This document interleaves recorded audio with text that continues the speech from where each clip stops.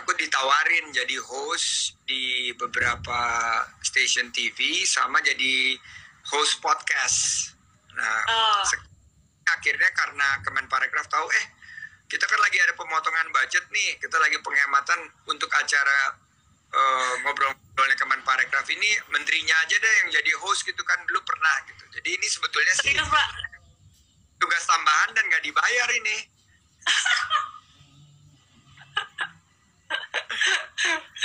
Tapi Pak Sandi seneng nggak host? Senang sih karena dapat ilmu baru, dapat inspirasi baru, terus ketemu teman-teman kan sebelumnya nggak kenal namanya.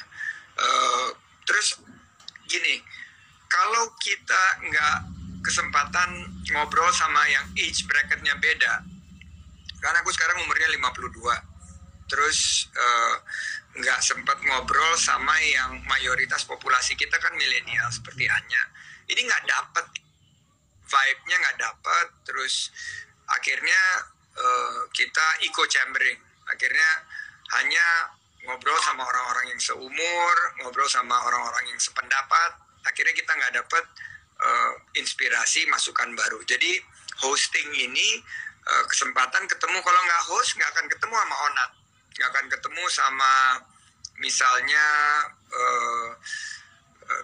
Sarah Wijayanto gitu. Itu nggak akan mungkin ketemu kita kalau nggak host.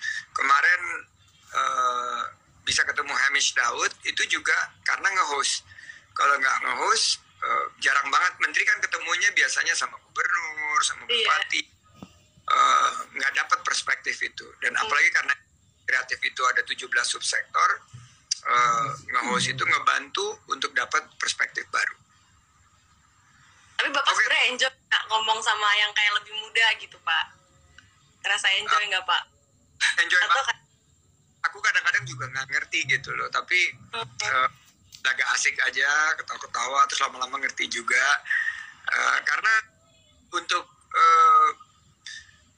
kita ini mesti sadar bahwa kebijakan yang diambil itu untuk anak-anak muda, karena populasi ini yang sekarang mendominasi yang dihasilkan di ekonomi kreatif. Misalnya kayak konten YouTube, podcast itu yang nonton banyak anak muda. Kalau di tempatku itu 55-45, lebih banyak female. 55 male, terus rata-rata usianya itu 19 sampai 35 tahun. Berarti kita harus betul-betul belajar nih sama yang umurnya 19 sampai 35 tahun, apa sih yang menarik, apa sih yang jadi perhatian, dan apa yang harus kita hasilkan dari suatu kebijakan kita. Tapi ini hanya malah wawancarain aku. Nggak, saya kan tadi kan cuma pengen tahu, Pak. Yaudah. Back to topic deh. Tadi your topic podcast, tamu yang pernah ngobrol, siapa 3 top 3 yang paling menginspirasi dan top 3 yang paling viral. Mungkin berbeda tuh inspirasi sama. Sebenarnya aku tuh kemarin yang aku ada acara podcast di YouTube itu, aku tuh bintang tamunya cuma 10 orangan lah, atau 11 atau 12, jadi nggak banyak. Tapi kemarin tuh sempat ada beberapa yang mungkin viral sama menarik itu, yang pas aku sama Kak Ariel. Bapak suka Peter Pan nggak? Suka banget. Ya, nah itu sama Ariel, terus habis itu sama Rizky Febian, penyanyi, terus habis itu sama siapa lagi ya? Aku lupa lagi. Itu yang viral sama yang menginspirasi sama? Sama. Menginspirasi juga. Ngobrol sama mereka. Maksudnya kayak mereka kan seniman-seniman gitu, Pak. Kadang kan seniman-seniman gitu kan pemikirannya kan suka wah gitu ya. Suka beda gitu sama pemikiran kita. Jadi kayak ngebuka otak kita juga gitu. Seru-seru banget, baik-baik banget. Kalau Pak Sandi pernah ngobrol sama seniman gitu nggak, Pak? Ada favorit nggak, Pak? Mungkin penyanyi yang... Kan di podcast kita, sekarang podcast yang dinamakannya Podcast Wonderful Indonesia. Jadi terakhir tamunya itu Hamish Daud tentang ekoturism, terutama wisata bahari. Itu menginspirasi banget. Terus sebelumnya juga ada komika kayak Kiki Syahputri, itu kita di jarang tuh tuh menteri kena roasting, tapi kita yang mulai tren pejabat publik di roasting karena ini membuka peluang masuknya ya selain hiburan tapi juga kan koreksi, karena nge-roasting itu kan juga kadang-kadang ngoreksi kebijakan kita. Terus dari ada Rido Slang. Rido Slang juga sangat menginspirasi. Terus dari pemain film ada Mbak Christine Hakim. Oh iya. Terus dari penyanyi ada Dira Sugandi. Gila, suaranya keren banget. Aku udah kenal dari kecil tapi tetap aja mempesona. Dan banyak banget. Kalau di podcast kita ini seminggu 3 kali tayang, dan karena 17 subsektor dan ekonomi kreatif dan 13 subsektor pariwisata, jadi tamunya beragam gitu.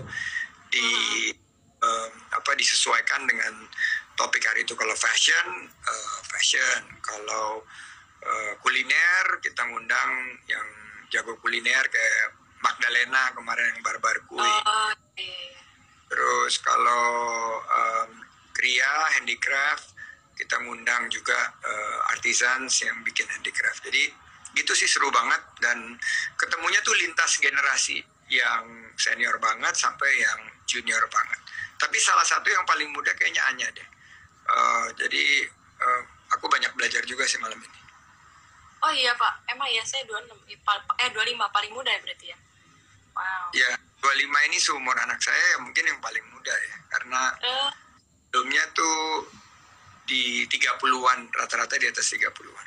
Oke, kalau lihat Instagramnya Anya, sering banget jalan-jalan.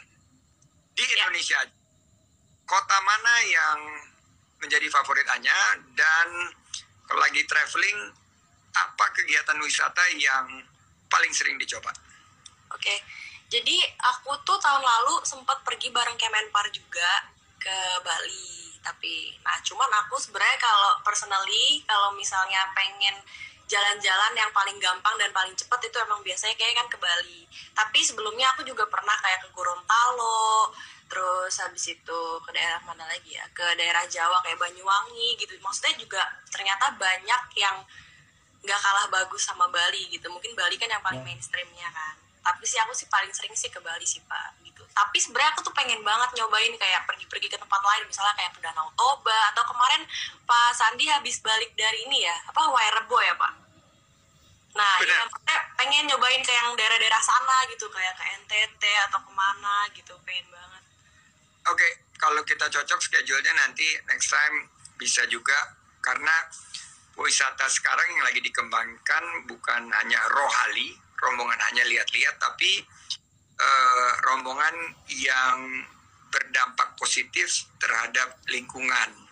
Jadi nanti kita ada kegiatan-kegiatan yang memberikan motivasi kepada penduduk setempat, terus juga ada program untuk budaya lokal, dan kita dorong juga mempromosikan produk-produk ekonomi kreatif dari daerah tersebut.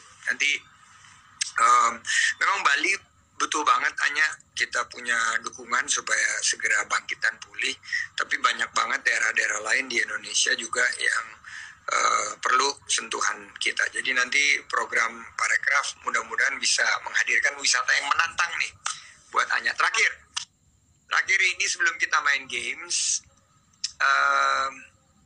ada pesan nggak yang Anya ingin sampaikan ke Sobat Pesona, khususnya yang pengen jadi content creator, dan tolong kasih semangat dan tipsnya.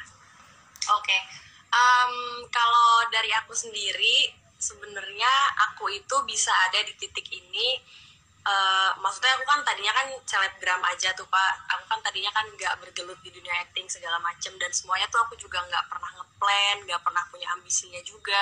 Tapi kebetulan kenapa aku bisa ada di sini sekarang, bisa nyebur di profesi ini, karena aku tuh selalu suka sesuatu yang baru, dan karena aku selalu suka sama tantangan. Jadi aku selalu ngambil semua peluang yang ada gitu.